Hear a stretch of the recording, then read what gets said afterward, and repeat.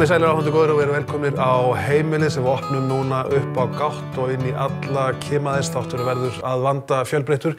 Í lok hans ætlum við að athuga hvað verður plastið af heimilum okkar, en við ætlum eins að fjalla þann mikla vöxt sem í hjólreiðum landsmanna, hvað eigum að hafa í huga þar.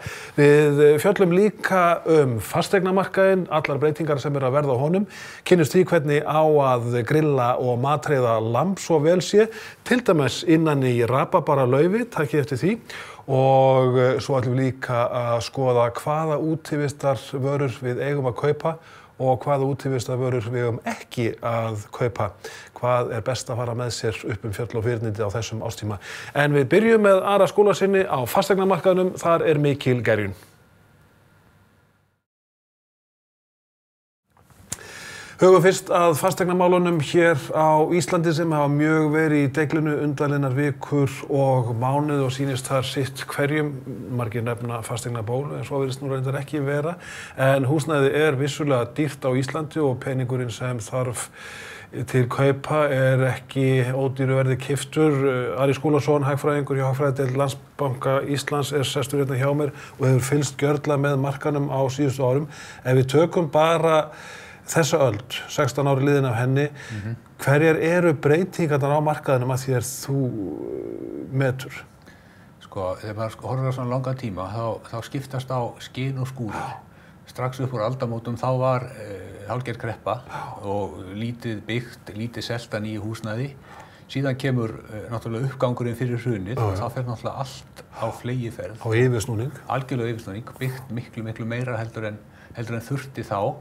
Og svo gerist það náttúrulega líka þegar að bankarnir kom inn á íbúðalánamarkaðinn, þá náttúrulega gat eiginlega hvers sem fengið lán, meira að segja í erlendum gjaldmiðli án þess að eiga nokkurn skapaðan hlut.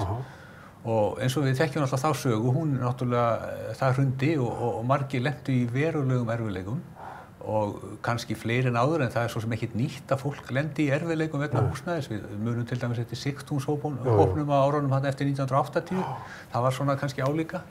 Þannig að greiðsluerfiðleikar hafa komið aftur og aftur, en síðan hefur náttúrulega verið unnið úr þessu hægt og rólega og það náttúrulega búið að byggja allt sem átti eftir að byggja þegar hrunið kom og náttúrulega búið að selja það eiginlega allt saman og farið að búa í því. Og nú erum við komin í þá stöðu að það eiginlega vantar meira húsnæði inn á markaðinn til þess að annað þeirri eftirspurn sem Hvað sá skortur alvarlegur? Erum við að tala í þúsundum íbúða? Já, ég hugsa að þetta sé í þúsundum íbúða. Það sem gerist eftir hrunið er að margir lenda í vandræðum, missa húsnæði, fara inn á leigumarkað, sumir flytja inn á foreldra eða ættingja.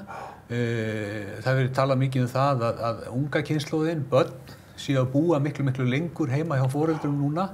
Þannig að ég held að sé ekki til nein tölusetning á þetta. Þetta líka dulinn-vandi? Já, en ég man eftir því til dæmis að samtök iðnaðarins sem hafa fylgst mjög náið með þessu og talið það sem verið að byggja í nokkur ár, hafa sagt sem svo að það þurfi að byggja 3000 íbúðir á ári í svolítinn tíma til þess að vinna upp þennan skort sem fyrir hendi. Og við sjáum það til dæmis bara núna þessa dagana, og ekki bara þessa dagana, nú sumar þannig lítið að gera, en hreyfingin í viðskiptum hérna á höfuðborgarsvæðinu í fasteignaviðskiptum, hún hefur verið svona freka niður á við.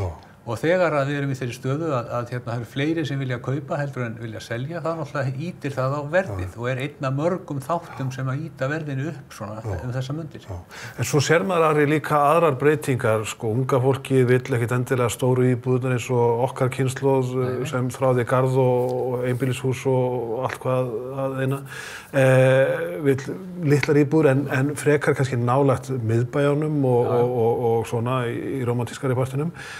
Eldra fólki að sækja inn í nýrri íbúðir, það kosta orðið jafn mikið og einbýlishúsi sem það að selja og svo svona þessi kynslóð þar á milli, hún líka farin að hugsa sér til hreyfings vegna þess að stóri garðurinn ekkert endilega svo æskilegur í huga mjög margra í dag sem þrá að eyða tímanum í eitthvað allt annað heldur en að slá stóra flatir allt sumarið. Það mikil gerjun í gangi og þar fyrir utan líka fólk að færa sig út í jaðra borgarsamfélagsins, kaupa í Hveragerði, Akranesi til þess að eiga peninga í eitthvað annað. Já, þetta náttúrulega bara gerjun sem að við vitum alltaf af og hún kannski meiri núna vegna þess að fasteignamarkaðurinn var dauður í svo mörg ára, algjörlega dauður frá 2008 til kannski 2011-12 eitthvað svoleiðis. Þannig að það er alltaf verið að vinna úr einhverjum frestuðum, ekki kannski vanda en fólk hefur frestað því að taka ákvarðanir, fólk var að bíða kannski eftir endurgreiðslu íbúðalána og svo framvegis. Þannig að þetta er kannski stærra en oft áður. En við erum alltaf með mjög mikla umræðu núna unga fólkið og það sem að gerðist í hruninu eða í aðdraganda hrunsins var það að það var byggt mjög stórt. Og síðan þá hefur verið klárað að byggja allt þetta stóra. Og það sem hefur byrjað á síðan líka að verulegu leyti stórar íbúðir. Það vantar þessar litlu íbúðir sem að unga fólkið talið vilja og auðvitað bara fermetrastærðin segir náttúrulega svolítið til það. Ef þú kemst að með 50 fermetra þá þarf þetta ekki að vera að búa í 80-90 fermetra íbúð. En þetta svo lítið til og það ekki mikið byggt af þessu og svo verður auðvitað þannig þegar að og ef það verður byrjað að byggja þetta þá náttúrulega verður þetta líka töluvert dýrt vegna þess að byggingarkostnaður náttúrulega rauk upp úr öllu valdi í hruninu. Og þetta náttúrulega svolítið svona dilemma hvað á að fara að byggja ódýrt og einfalt og kannski innan gæsalappa lélegt til þess að svara þörfum ungs fólks í dag og ég held að það skiptir mjög miklu máli að við séum ekki að gengisfella þetta allt of mikið. Það ákveðið ástand núna en svo náttúrulega vonum við að við förum inn í eðlilegra ástand þegar tíma til líða. En hvað sýnist munu gerast? Margir hafa á tilfinningunni að við séum loksins núna að breytast í alvöru borgarsamfélag, stóru garðarnir séu svona að víkja fyrir bara þéttari byggð, engum görðum, fjölbýli upp til hópa. Þessi þróun að gerast í raun og sann hér í auknum mæli? Já, hún gerist náttúrulega í einhverju mæli að því leyti að það byggt afskaplega lítið af einbýli og sérbýli. Öll byggingarstarfsemi nú í raun og veru í átt til fjölbýlis og það má segja kannski að þau einbýli sem að eldra fólk selur anna allavega enn sem komið fyrir þörf sem fyrir þetta. En við höfum samt séð það núna upp á síðkastið að þegar að eftirspurn eftir íbúðum meira en framboðið og íbúðir í fjölbýli þar hækka í verði, þá gerist það alltaf að þeir sem að leita sér að stórum íbúðum hugsa sem svo að það nefnilega hagstætt verð núna á sérbýli, á raðhúsum og parhúsum og svo framvegis. Ég ætla frekar að gera það þá hoppa ég yfir þessa íbúðarstærð og þeir frekar í húsið. Við höfum séð þetta áður, við sáum þetta á árunum 2003 og 2004 og 2005 og ég ímynda mér að þetta gæti komið aftur núna en samt ekki í næstu því sama mæli og þá. Nei. Men sjá tækifæri þarna í þessum. En auðvitað allt sem verið að gera núna af hálfu til dæmis sveitarfélaga og ég tala ekki þessa starfsemi sem að fara af stað í kjölfar samþykktar húsnæðisfrumvarpanna, það náttúrulega allt saman fjölbýli. Og það náttúrulega verður að einhverju leyti fjölbýli nær miðjunni sem þýðir þá auðvitað líka að það verður aldrei neitt sérstaklega útdýrt. Við heyrum mikla tröllasögur af markaðnum, fermetraverðið niður í miðbæ Reykjavíkur sé komið yfir 600.000 jafnvel og 100 fermetra íbúð þessuna á 60 milljónir en því að skipta. Þetta náttúrulega íkt úr þessu dæmin en það ekki fasteignabóla samkvæmt hagfræðinni.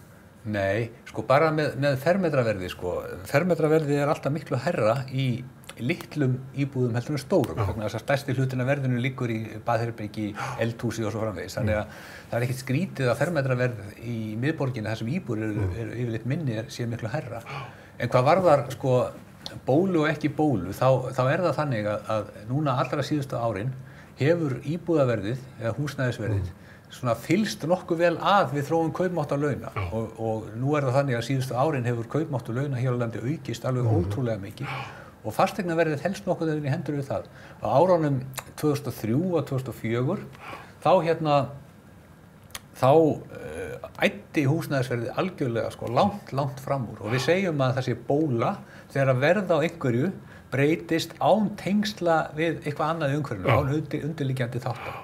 Þannig að eins og þetta núna þá fylgir fasteignaverði nokkuð vel kaupmáttarþróun og líka þróun byggingakostnaðar.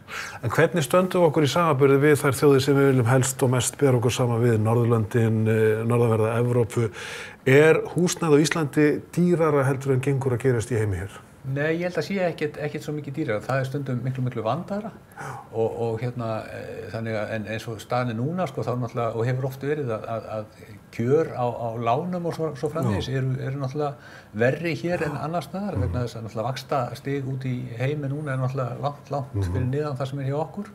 Við náttúrulega erum með háa stýrivexti Seðlabankans og þetta fylgir því nokkuð vel íbúðalánum, en samt sem áður eru núna kjör á íbúðalánum sögulega séð bara nokkuð góð. En sko, eitt er að kaupa húsnæðið, en við erum náttúrulega stöndum framar flestum í kostnaði við að reka húsnæðið. Og það kemur náttúrulega til af miklu lægri upphitunarkostnaði, rafmagnskostnaði hér heldur en víða annars staðar, sérstaklega sko upphitunarkostnaði. Þannig að ef maður tekur Evrópulöndin og við skoðum hversu stóran hluta af ráðstöfunartekjum fólk notar til þess að reka húsnæðið sitt, þá stöndum við bara verulega vel sko. Já. Það er athyglisvert. En þú nefnir þarna kostnaðinn, vissulega dýr hús á Íslandi þegar kemur að því að reisa þau eða kaupa þau. Förum við of geyst eða of langt í því að setja reglugerðir um húsnæði? Við erum kannski sú þjóð sem fer þar fremst í flokki að gera kröfu til byggingaraðila og með efni og annað í hönnun húsana. Ég er ekki viss að við séum fremst sko. Það náttúrulega hefur gerst mjög mikið í húsnæðisbyggingum upp á seinni árin, sérstaklega sko hvað varðar sko umhverfisþættina. Það að hús séu meira sjálfbær heldur en áður, séu notað varmadælur og svo framvegis, þannig að orkan sem kemur inn í húsin sé eins lítil og hægt er og við erum ekkert sérstaklega framalega í því. Og kannski má segja að við séum bara of aftarlega með það sem við erum að gera. En auðvitað sko, erum við með aðstæður hér sem eru harðar, sko, þannig að við verðum að verja húsin. Sko, hér rignir úr öllum áttum, lárétt, lórétt, upp á við og allstað, allavegana. Sko, þannig að við erum með stöðu hér sko, sem er svolítið öðruvísi og við erum með miklar hitabreytingar og svo framvegis. Þannig að ég held að við séum ekkert öðruvísi en hvað varðar sko, það sem hefur gerst upp á síkast eins og með byggingareglugerð sem átti að setja. Það var náttúrulega tekið alltaf besta allstaðar sem þýddi náttúrulega kostnaðurinn var svakalegur. Það var búið að laga það töluvert mikil og mikil umræðu það. Þannig að ég held að þetta sé allt saman að nálgast svona einhvert svona skynsamlegt jafnvægi sko. Að lokum, Ari, sýnist þér að húsnæðisverð hér á Íslandi eftir að hækka enn frekar? Já, ég held það. Við spáum því í hagfræðideild Landsbankans að hækki 9% í ár, 8% næsta ár og líka þar næsta ár. Á meðan að framboðið verður ekki meira húsnæði, þá mun kaupmátturinn og eftirspurnaþrýstingurinn þrýsta verðinu upp á við. Það er bara þannig. Og sýnist þið verðið fara umfram kaupmáttinn? Ég veit það ekki, sko. Við erum alltaf bara að spá þann tíma sem að við þekkjum. Nei, kaupmátturinn mun minnka minna á árunum 2017 og 2018 heldur en húsnæðisverðið. Athyglisvert. Ari Skúlason, bestu þakkir fyrir þessar upplýsingar úr hagfræðideild Landsbanka Íslands. En við ætlum að skipta hér algjörlega gír og fara yfir í blessa lambakjötið sem er jú oft á borðum eða grilli landsmanna hér innan skamms. Ari Skúlason farinn frá okkur fjallandi fasteignamarkaðinn en við vorum búin að lofa umræðu lambakjötið sem er á borðum Íslendinga sem aldrei fyrr þessi daginn þegar að sumarið er í hæstu hæðum og landsmenn að sjálfsögðu vanir því að setja það á grillið út í náttúrunni eða heima hjá sér.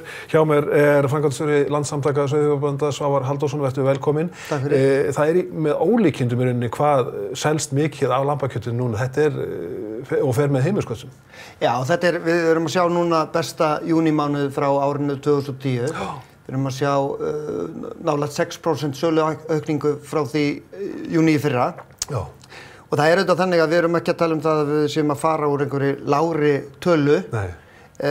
Við Íslendingar erum heimsmeistarar nánast í lambakjötsáldi. Það eru bara Mongólar sem að borða meira lambakjöt en við. Já. Annars borðum við mest allra í veröldinni. Og það er auðvitað vissulega þannig að á síðustu 30 árum hefur neyslan farið niður svona helminga þar bil. en hún hefur hins vegar staðið í stað á undanförnum árum og fyrstu 3 mánuði þessa árs þá vorum við að horfa á sko 25,1% söluaukningu sem gríðarlega mikið og þetta segir heldur ekki kannski alla söguna því að það eru tilteknir bitar sem fara meira og við gætum til dæmis selt meira af hryggjum ef að við ættum þá til.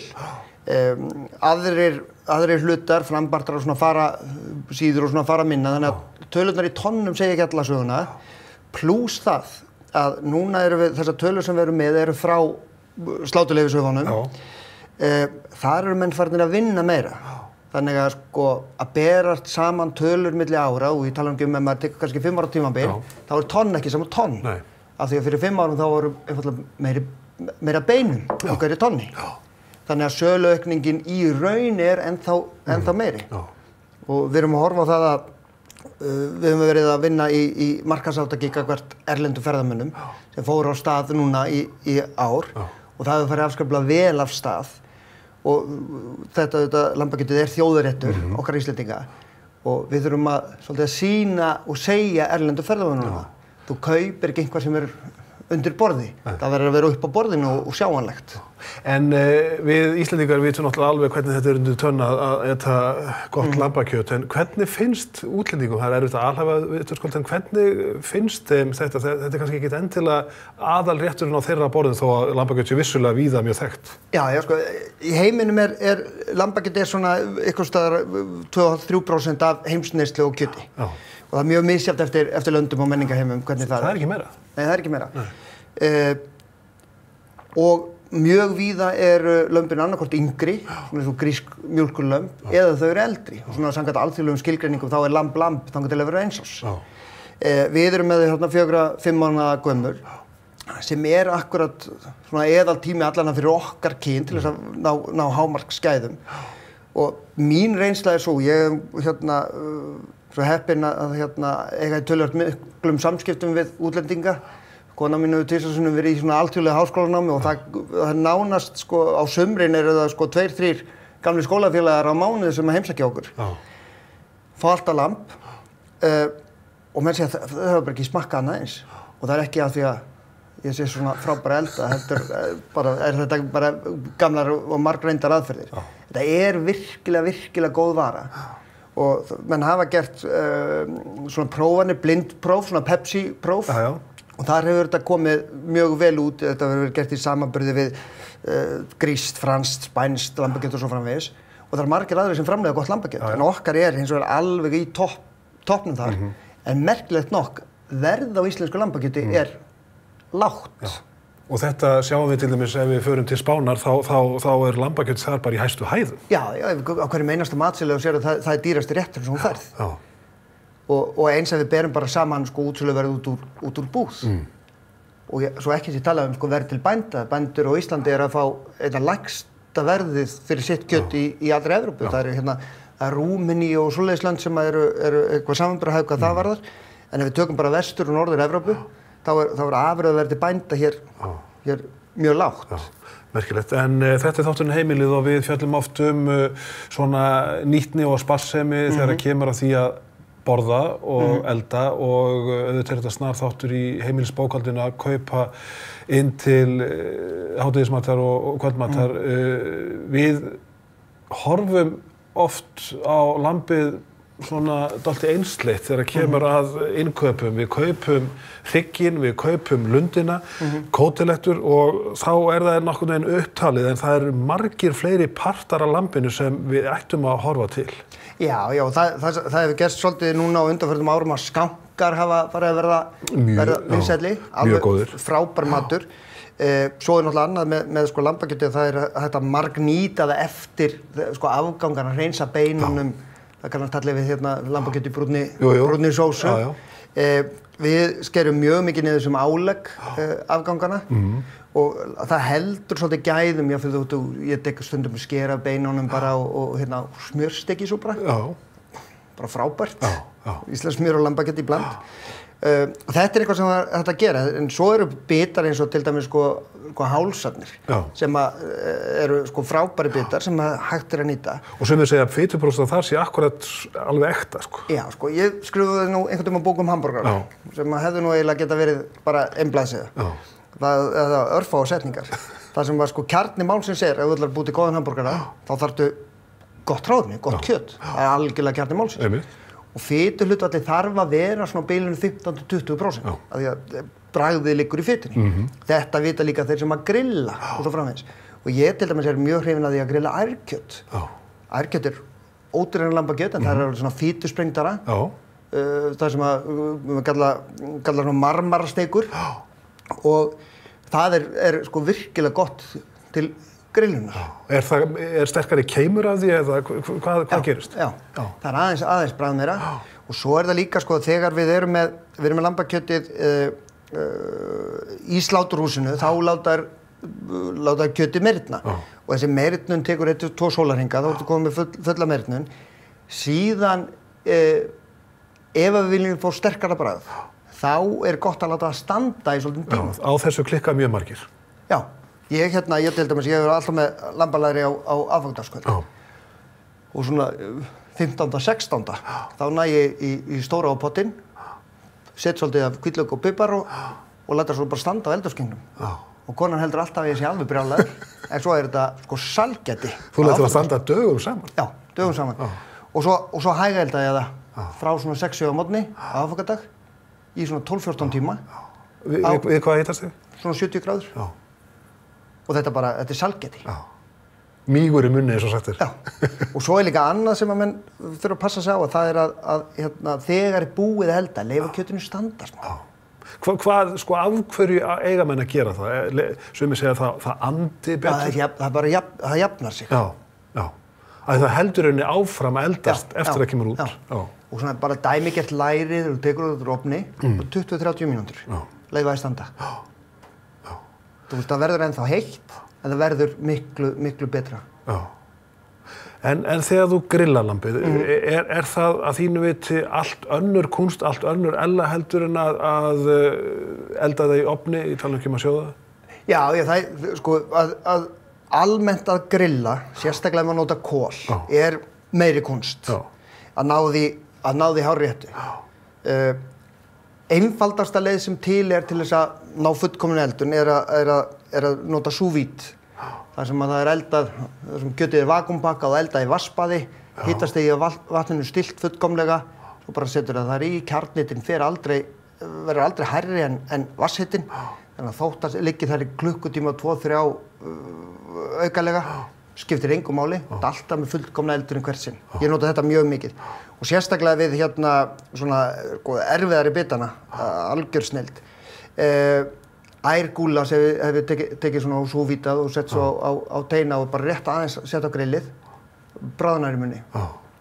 Hins vegar þegar við erum að grilla, þá skiptir líka miklu máli og það kannast mjög margir við að það getur verið mjög erfitt með nautakjöt, maður þarf að vera mjög vakandi. Það er margir búin að eyðileggja það á grillinu? Margir búin að eyðileggja það. En lambið þetta aðeins hægara, því það þolir bæði það að vera, það þolir vel að vera medium rare, en þolir líka alveg að vera yfir í veldan. Stóra málið að menn séu ekki að bara passa sig að brenna það ekki og svona aðeins að gefa sér smá tíma að færa það af háa hitanum yfir á lægri hita og svo framvegis. Aðeins að standa yfir því og svona leika sér við það. Ég veit að þú Svavar ert mikill matmaður, en hvaða krydd notarðu á lambið? Íslendingar virðast margir vera mjög íhaldssamir, margir nota bara salt og pipar. Já. Það er mjög gott og þegar maður er með kjöt með miklum bragðgæðum, þá þarf maður lágmarkskrydd. Og það er auðvitað þannig að við skoðum þetta í sögulegu samhengi, mannskepnum fóru að nota krydd til þess að fela bragðið og ónýttum mat. Það er bara svoleiðis. Það er bara þannig. Og ég er mjög hrifinn af krydd, af íslensku kryddum eins og blóðbergi. Svo hef ég verið að leika mér við til dæmis að nota rabarbara. Það finnst mér alveg bráðskemmtilegt. Það notar bara salt, pipar, rabarbara. Hvítlaukur finnur náttúrulega ofsalega vel með lambi. Og hvernig notar rabarbara? Sker hann bara yfir eða?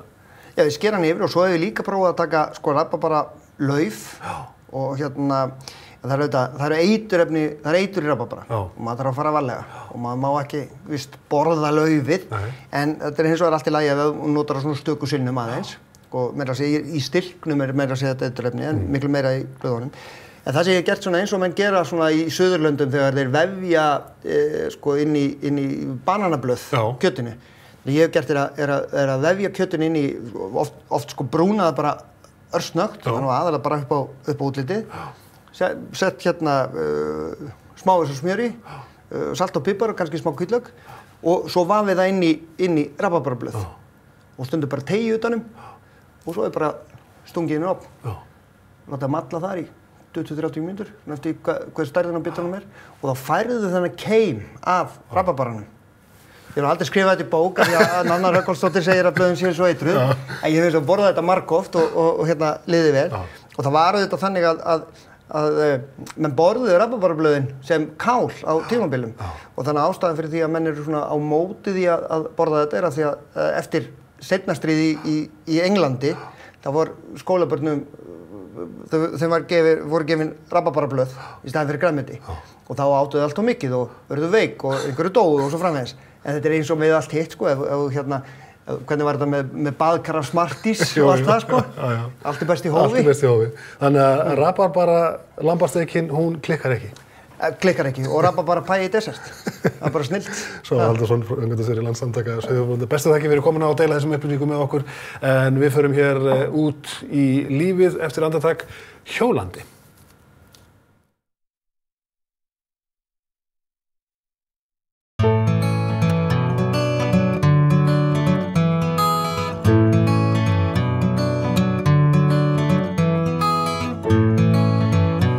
Við höldum áfram með þáttinn og ætlum út að hjóla þessu næst eins og svo margir landsmenn gera þessi daginn og raunar árið kring í auknum mæli. Ásbjörn Ólafsson, formaður Landssamtaka hjólreiðamanna, er sestur hérna hjá mér.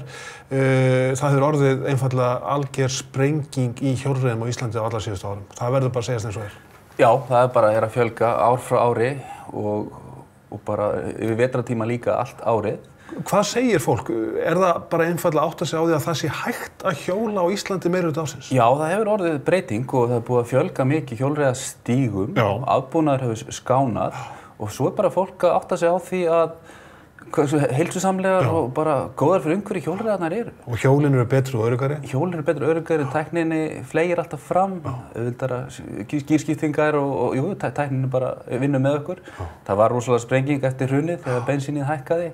En svo hélt þetta bara áfram og stöðugt fleiri sem að taka þátt í hjólreiðakeppnum og bara alls konar hvatar sem eru fyrir hendi í þjóðfélaginu sem að ýta fleirum út í að hjóla. Og ég tek eftir að þetta er að verða lífstíl fleira fólks sem bara venur sig á þetta og þetta verður bara þess annað eðli. Já, það má svo sem segja það svona þannig séð. Jú, en fyrir marga er þetta hreinlega bara fljótlegasta leiðin til að fara í vinnuna. Þetta er bara þeirra leið til að komast í vinnu hratt og örugglega. Ríkið hefur líka hvatt í hjólreiða. Það er hægt að fá samgöngustyrk frá þínu fyrirtæki sem nemur 7.000 krónum á mánuði svona hjá útvöldum fyrirtækjum sem hafa gert það og það hefur hvatt fólk áfram til að hjóla lengur. Fólk byrjaði kannski að taka þátt til dæmis í átökum eins og hjóla í vinnuna og sér bara að þetta er ekkert mál. Svo hjóla það kannski allt næsta sumar. Svo fer þetta næsta vetur og hjólar inn í veturinn og svo næsta, eða inn í myrkri getum við sagt. Þá kaupir það þessi ljós árið eftir, góð ljós, þá fer það inn í desember og þá vantar nagladekkin og svo árinu seinna þá kaupir það sér nagladekkin og sýnileikafatnaðinn og bara hjólar allt árið. Þannig að þetta er í raun ekkert mál. Ég er 12 mínútur að hjóla í vinnuna, held ég sé svona 9-10 mínútur í bíl. Já, það fátt eftir að skafa bílnum. Já, eftir að skafa bílnum. Þannig að þetta er kostur fyrir mjög marga í dag. En er þetta öruggur ferðamáti? Þetta er, já, þetta er mjög öruggur ferðamáti. Bara ég held að þetta bara þeir sem að til dæmis hollendingar sem hjóla, þeir lifa 6 mánuði lengur en hinir. Þetta hefur bara góð áhrif á heilsuna. Og jú, þetta er örugt. Sveitarfélögin standa sig vel í því að bregðast við ábendingum eða lausamöl eða glerbrot eða eitthvað fleira á stígum. það er verið að setja upp, já, hvað kann man segja, og vetrarþjónustan bara hreinlega góð. Það er ekki miklu að kvarta. Það var svona ákveðnir hnökrar á milli bæjarfélaga en þetta alltaf leysast. Menn bara tala sig saman inn á lausnir. Og jú, auðvitað gott, auðvitað þurfa menn að kunna á sín hjól. Menn þurfa að læra á hjólið, menn þurfa að læra að hjóla rétt, halda sig á réttum stað, lesa umhverfið og bara, nota almenna skynsemi í því að hvernig menn hjóla. En þegar kemur að búnaðinum sjálfum, auðvitað eru hjólin misjafnlega dýr, sum hver yfir milljónina, önnur 100.000 krónur eða þar fyrir ofan. En það ekki bara hjólin, það líka búnaðurinn sjálfur. Það eru mjög margir sem fá sér hjólagalla til þess að nota á leiðinni milli heimilis og vinnu og skipta svo föt þegar þeir komnir í vinnuna. En þegar það kemur að sjálfum öryggistækjunum, eiga menn skilyrðislaust að nota hjálm til þess? Skilyrðislaust, það ekki skylda samkvæmt lögum að nota hjálm. Börn eiga að nota hjálm og þeir sem eru óvanir, þeir sem hjóla mjög hratt eiga að nota hjálm.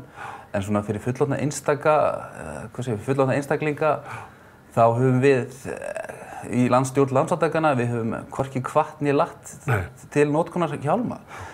Vandinn er að það sem hefur verið tekin upp hjálmaskylda, þá hefur sprottið upp umræða það að hjólreiðar séu hættulegar og bara hreinlega hefur dregið úr hjólreiðum. Nefni Ísrael og Mexíkó og Nýja-Sjáland sem dæmi. Og ég man ekki alveg hvað það var, það sem var bara hreinlega, þessi hjálmaskylda var afnumin. Til að fjölga hjólreiðum. Hollendingar og Danir nota ekki mikið hjálma, en þeir hafa reynt í sínum ranni að auka notkun hjálma. Hjálmarnir gera gagn, en í raun gerir næsti hjólreiðamaður á undan miklu meira gagn. Því hann í raun kennir umferðinni að það sé hjólreiðamaður á ferð og við höfum alltaf horft á þetta öryggi fjöldans, að það séu þeim fleiri sem hjóla, þeim öruggari verða hjólreiðar. Og ef að hjálmurinn, og við viljum frekar að þú færir út að hjóla án hjálms heldur en þú farir í bílinn. Þar svolítið umræðan og þetta hefur aðeins svona truflað okkar málbreytingu að við séum að berjast gegn hjálmaskyldu. En við hvetjum jú alla til að nota hjálm. En hjólanotkun hefur aukist geysilega frá hruni af efnahagslegum ástæðum, ekki síst. Hreyfingin náttúrulega líka kemur til sögunar. En betri stígar líka. Betri stígar. En þetta hreinn og klár sparnaður fyrir heimilin. Margir hverjir geta lagt öðrum bílnum, jafnvel báðum. Já, algjörlega. Og bara, það eru alls konar reiknisettur sem geta reiknað þetta út fyrir þig. Og þetta eru kannski 10.000 í sparnað á ári. Já, algjörlega. Þannig að hjólið í sjálfu sér fljótt að borga sig upp. Og auðvitað þetta svona ákveðin stoppkostnaður í hjólinu sjálfu og öllum búnaðinum. En það enginn að segja að þú þurfir að gera þetta allt í einu. Það að gera þetta svona stigmagnandi. Við höfum svona viljað kannski stéttarfélögin eða fyrirtækin sjálf sæju sér meiri hag í því að bara lána starfsmönnum sínum hjól og bara koma fólki, bara leyfa fólki að prófa þetta. Það því miður ekki hægt að leigja svona hjól í lengri tíma en ef bara nógu margir spyrja sinn vinnuveitanda eða hjólabúðirnar geti fengið að prófa hjólið í mánuð, þá aldrei að vita nema eitthvað gerist. Ég þykist vita að þú, formaðurinn, hjólir meira minna allt árið. Hjólaru öðruvísi yfir vetramánuðina heldur en á sumrin og vorin? Nei, ég get nú ekki sagt það. Notarðu önnur dekk eða? Ég nota nagladekk. Fyrst notaði ég bara nagladekka framan, en svo fór ég nú að nota það báðum megin. Bæði framan og aftan. Ég sumir eiga 2 hjól, annað vetrarhjól, annað sumarhjól. Ég á bara auka gjörð sem ég skipti bara þannig að þá tekur það mig 5 mínútur að fara úr sumarhjólreiðum í vetrarhjólreiðum. Og munar miklu að vera á nagladekkjum yfir í veturinn? Já, það alveg nauðsynlegt það sem hálka og þú getur bara hjólað í hálku leikandi létt á nagladekkjum. Og gripið bara? Gripið bara býsna gott, það að kaupa með mismunandi fjölda nagla. Það bara að passa að þú stígur á hjólinu og þú rennir ekki. Það gott grip í hjólinu og þér finnst ekki vel að hálka. Það eiginlega, þannig að það svolítið, og ég nota svo sem sýnileikafatnað allt ára. Sýnileikafatnaðurinn þá meira gulur á sumrin en þá ég í endurskinsvesti, endurskínsklæðnaði á veturna, þannig ég sjáist og sjálfsögðu með góð ljós. Að lokum, hvað á maður að hafa Ásbjörn í huga til þess að viðhalda hjólinu þannig að það ryðgi ekki og svona eyðist með tíð og tíma? Það náttúrulega bara hreinlega skipta það sem ryðgar. Sumir búa það vel að geta geymt hjólið sitt inni. Ég bý ekki svo vel. Þannig að, jú, keðjan ryðgar og maður þarf að reyna að halda hlutunum hreinum. Gullna regla að maður eigi að smyrja það sem hreyfist en halda hinu hreinu. Og það menn geta farið á námskeið, menn geta gengið í Íslenska fjallahjólaklúbbinn, fundið ráð á netinu og fleira og farið á viðgerðarnámskeið og svona panta Dr. Bike á vinnustæðin og þá gerir hann svona létt í hjólið en ef þú hægt að fara með hjólið í viðgerð þá er kannski ekki besti tíminn til þess því það er mest að gera í búðum. En það bara að læra þetta og svona fá aðstoð þeirra sem reyndir því að hjólreiðamenn eru alltaf tilbúnir að hjálpa öðrum hjólreiðamönnum og þá bara biðja þá aðstoð og þeir hjálpa þér alveg örugglega. Yndislegt að heyra. Bestu þakkir fyrir komuna Ásbjörn Ólafsson, formaður Landssamtaka hjólreiðamanna og við hvetjum að sjálfsögðu alla til þess að fara út að hjóla, börnin með hjálma en hinir geta valið hvort þeir hafi hjálm eða ekki en aðalatriðið að hreyfa sig á hjóli. Algjörlega. Takk fyrir. Við ætlum að skipta hér yfir í aðra sálma. Eftir andartak þá förum við og kynnumst því hvað maður á að kaupa til útivistar og hvað til dæmis ekki hér innan skamms. Halldór, við ólumst upp við gamlu góðu gefjunarpokana sem voru íslenskir en núna eru allir svefnpokar fluttir inn frá útlöndum svo að segja þetta eru orðnar lúxusvörur. Já, þú finnur allavega fyrir lúxusnum þegar þú sefur alveg heila nótt á þess að rumska af því að þér líður svo vel í alvöru svefnpoka, sérstaklega allavega þegar það er dún-svefnpoki, sko. Hverju munar á dún og fíber? Já, dún er náttúrulegt efni af gæsum og öndum og mest er gæsadún í þessum svefnpokum í dag. Fíber er aftur mjög háþróað, búið að þróa mikið, gera hann hólan til þess að fá loftmagnið í einangrun og annað. Fíber er náttúrulega bara gerviefni sem hefur ákveðin líftíma og grotnar og missir ákveðin einangrun eiginleika. Dúnnin hefur þrefalt lengri líftíma heldur en fíberinn þannig að sko það sem er búið að gerast í svefnpokunum að það er að fólk er að átta sig á því þetta er ekki kannski beint að tala um lúxus heldur er það meira að tala um sko þægindin sem að það er að fjárfesta í við það að fá sér góðan dúnsvefnpoka af því að þú ert að fara inn á eitthvað skemmtilegt ferðalag með fjölskyldunni eða vinum eða vinnufélögum eða hverju sem er og það er það versta sem að við upplifum hér og það gerist ofta á mánudögum að þá erum við að selja fólki sko, þessa svefnpoka af því að ferðin var gjörsamlega ónýtt og eyðilega því að þú varst skjálfandi og kulda sko halva nóttina horfðir á alla hina í marmót svefnpokunum og það sko það sá ekki á þeim, sko, þeir bara sváu út í óendanlega og fara inn á Hollstrandir eða eitthvað langt og ferðin mislukast, sko, það er tvennt sem að gerist.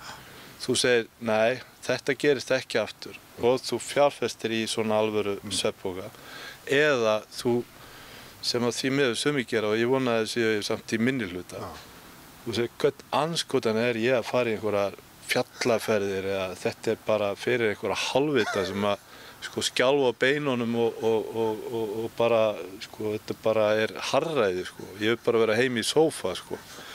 En að upplifa gleðinu og ánægjuna við það að sofa út í góðum svefnpoka, það er eitthvað sem að allir eiga að upplifa sko einu sinni og þá fara þær aftur og aftur sko.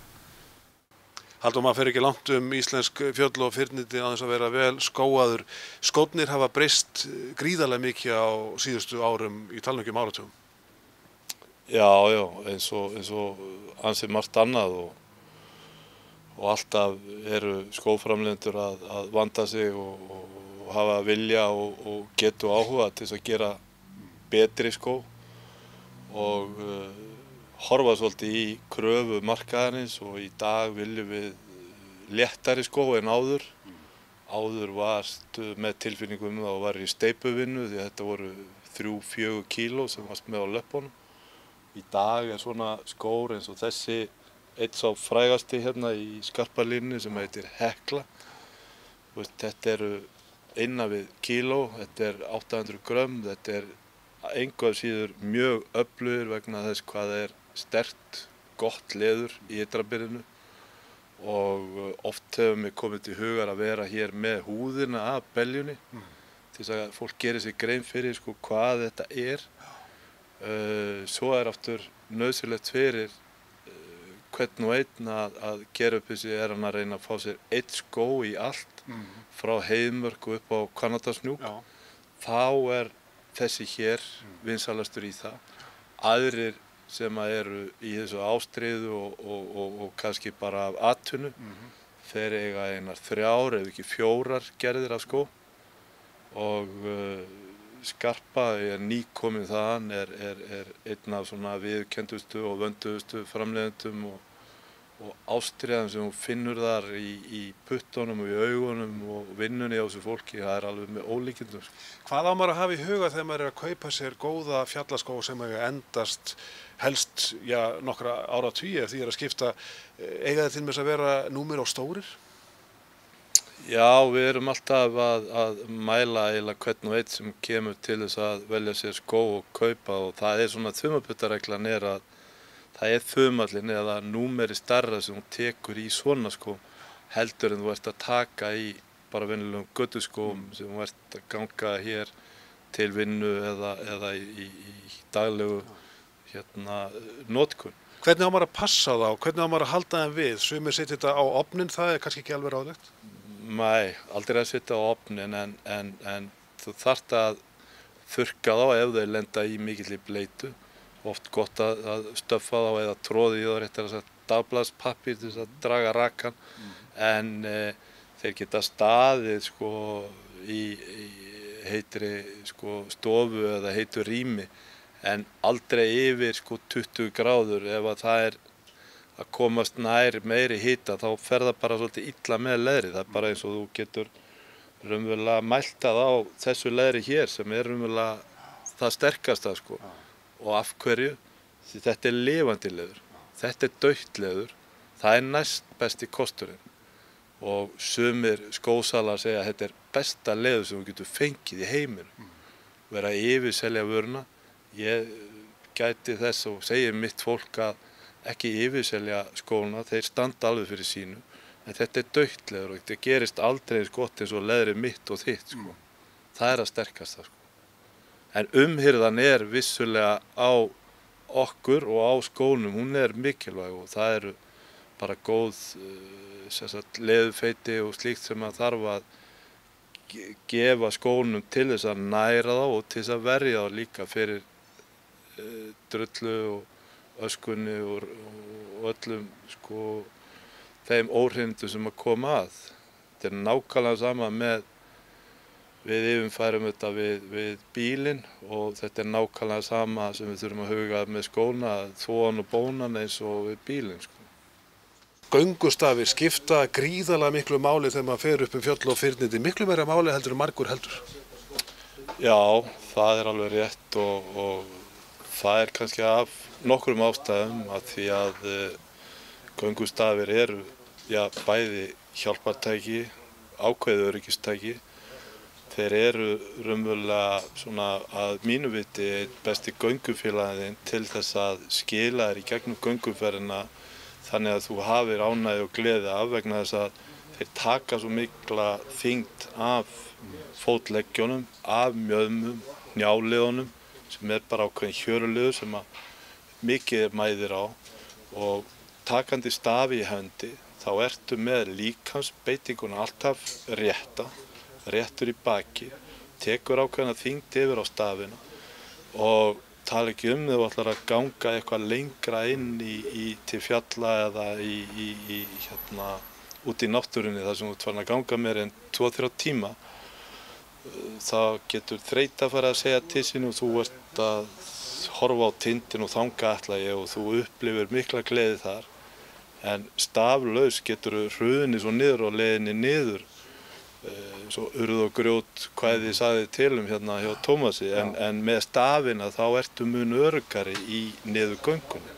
Svo annað sem er gott vegna þess að fólk að ganga hér alveg fram á níræðisaldur, að með stöfunum þá ert að viðhalda öllum líkamsstyrknum í öllum líkamanum og þú ert líka að hjálpa til að viðhalda samhæfingu allra vöðvakerfisins og það er ekki síður mikilvægt. Þannig ég segi að það er eitthvað sem þú átt að taka með þér fyrir utan góða skó, þá er það stafir. Þú þarft ekkert mikið meira liggum við í kannski svona styttri ferðir. Nema eitthvað að skýla einhverjum viðkvæmum svæðum sem þú vilt ekki sýna hér opinberlega. Stafi númer 1, 2 og 3. Stafi númer 1, 2 og 3. Gott og vel, skiptum úr útivistarvörunum öllum yfir í ruslið. Anna Karin Ellersdóttir ætlar að segja okkur hvað verður plastið af heimilum okkar. Ég mætti aftur í Íslenska Gámafélagið til hans Birgis. Hér svo mikla þekkingu að finna á hvað var það flokkun sem náttúrulega brennandi áhugamál hjá mér. Þannig takk fyrir að taka á móti mér aftur. Já, verður velkomin aftur. Núna ætlum við aðeins að taka fyrir plastið.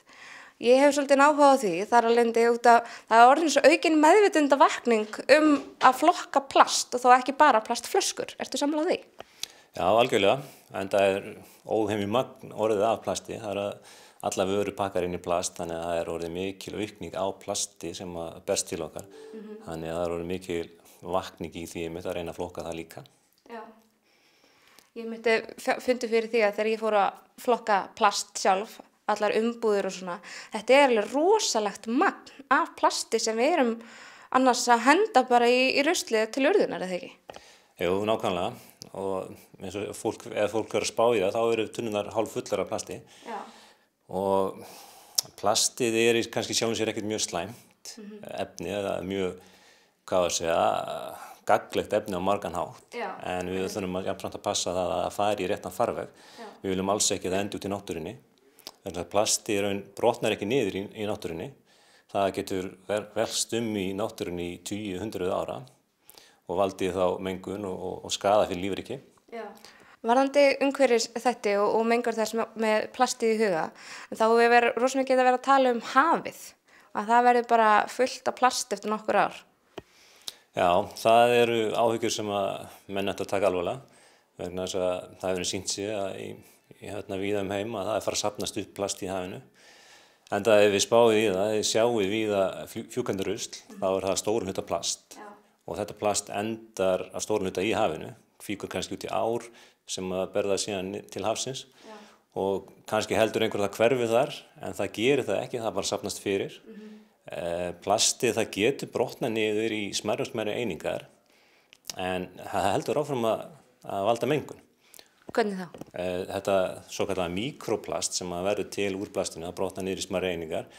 Nú, það getur valdið því að dýrategundir líta á þetta sem fæðutegundir og taka þetta inn og þannig að þá er plasti komið í lífverur kannski sem við erum að borða síðan.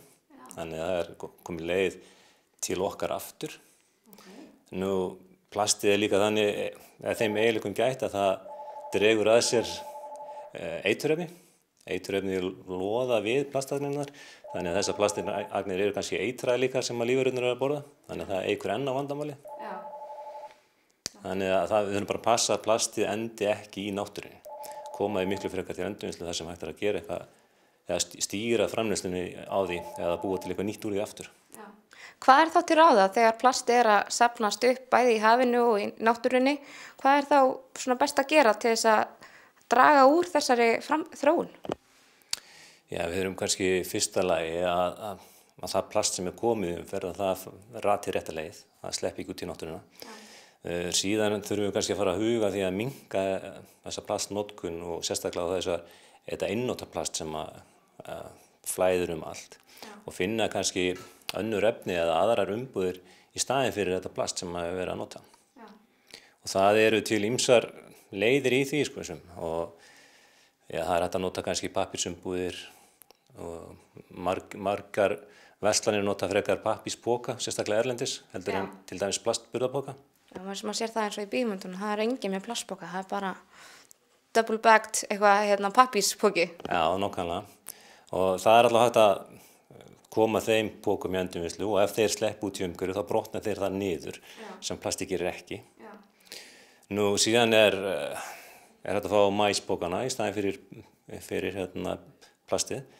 Ef við stoppaði hans þarna, mér langar að spyrja varðandi maispókana. Það búin að vera að ég held ákveðin misskilningur með maispókana, að það sé plast í þeim og þeir séu ekki svona umhverfisvænir eins og talaður Hvað er svona þín rök við því? Já, við erum búin að nota maispókana til jarðgerðar frá því 2008 án allra vandamála. Þeir brotna mjög auðveldlega niður í jarðgerðinni hjá okkur. Það verður engar leifar eftir þeim, en plast gerir það ekki. Við sjáum það líka í jarðgerðinni hjá okkur. Ef að slæðist inn plast þar, þá brotnar það bara ekki niður. Við þurfum að sikta það út og koma veg fyrir það að fjúki úr jarðgerðinni hjá okkur. Þannig að það virðist vera misskilningur þar líka. Þeir eru 100% jarðgerðanlegir. Síðan hefur við heyrt talað að þeir séu jafnvel meira mengandi. Já, maður einmitt eitthvað heyrt um það. Hvað segirðu við því? Já, það er líka á ákveðnum misskilningi byggt. Þar vitna menn í rannsókn sem var gerð í Bretlandi, þar sem var búrin saman maispóki við plastpóka. Já. Og sú rannsókn sýndi fram á að það var stærra kolefnisspor af maispókunum heldur en plastpókunum. En sá samanburður hefur ekkert með það að gera, með þá póka sem við erum notkun hér að gera. Kolefnissporið var stærra vegna þess að pókarnir voru þykkir og stórir og bornir saman við litla og létta plastpóka. Ef við skoðum pókarnir sem eru í notkun hér á landi, þá eru maispókarnir alltaf 25% léttari heldur en hefðbundin heldur en plastpókin. Þannig að sótsporið væntanlega minna af maispókunum heldur en plastinu. Já, nákvæmlega. Þannig að þetta var ekki einu sinni samanburðarhæft í rannsókninni erlendis. Alls ekki í raun, sko. Þannig að það er að slá allar mýtur varðandi þessar vangaveltur fólks varðandi maispókana. Þeir eru bara hollir og góðir.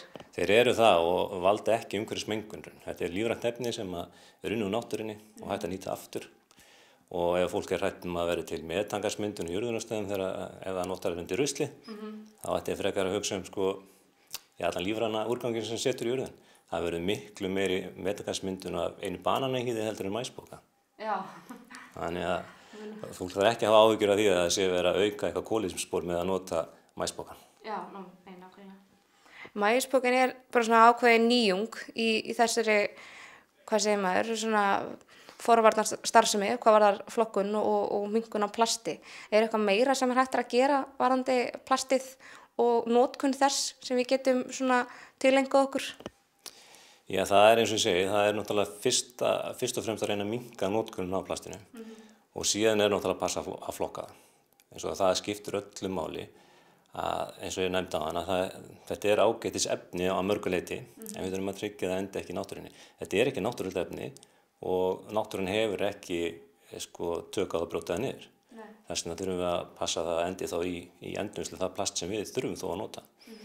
En ég held að við þurfum að reyna að finna önnur efni og draga úr þessari plastpókanotkun og þessu einnota plasti sem er svo mikið Þannig að plast er ágætt þegar það er endurnýtanlegt eins og plastbox og svona, en leiðið þetta orðið einnota, þá er bara endurvinnslan meiri þörf á henni þar. Algjörlega. Eins og segi, plast er ágætt til síns brúks en á ekki heim út í náttúrunni. Hvað var það flokkun á plasti og verðast rosalega margir svona vefja þetta fyrir sér? Plast er í svo mörgu mismunandi formi og fólk áttar sig ekki endilega hvort að þetta sé plast eða ekki. Hvernig ertu með einhverjar ráðleggingar eða hvað það varðar? Já, þetta er alveg rétt hjá þér. Plastið er svolítið flókinn flokkur og það er til marga tegundar af plasti og það sem að gera það líka erfiðara í endurvinnslu er að það gengur illa að endurvinna mismunandi flokkar saman. En hins vegar viljum við ekki koma þeim vandamálum yfir á fólki sem er að flokka, þannig að viljum við bara fá plastið til okkar eins og í græntununa, þá má fólk setja allt plast í græntununa, sama hvaða merkið það ber eða hvaða tegund það er og síðan er það flokkað í sundur og aðgrænt hjá okkur. Nú, það er kannski spurning með, eins og við fæum mjög oft spurning kaffipakka. Er þetta plast eða ál eða hvernig það er? Vegna þess að það er svona álfilma innan á eins og plast utan á og það er ágætt að miða við það að þetta sé plast ef við getum krumpaðar saman og það springur svona út aftur. Þá er það öllum líkindum plast. ef þetta væri ál, eins og bara álpapír, þá helst hann bara saman í kúlu. Já, eins og það væri pappír eða eitthvað svoleiðis. Já, nákvæmlega. Það auðveldara að aðgreina milli plast og pappa heldur en þessum samsettu umbúðum sem geta litið út eins og álfilma eða eitthvað. Já, ok, frábært. Takk fyrir þetta. Sömuleiðis, takk. Þakkum Anna Karen fyrir þetta innslag plastið af heimilum okkar en þættinum að ljúka. Endilega sendið mér ábendingar efnistök og það sem betur má fara í þættinum. Það í mörg horn að líta þegar heimili rekstur þess og viðhald annars vegar en þangað til í næstu viku. Hafa það sem allra best heima hjá okkur eða jafnvel hvar sem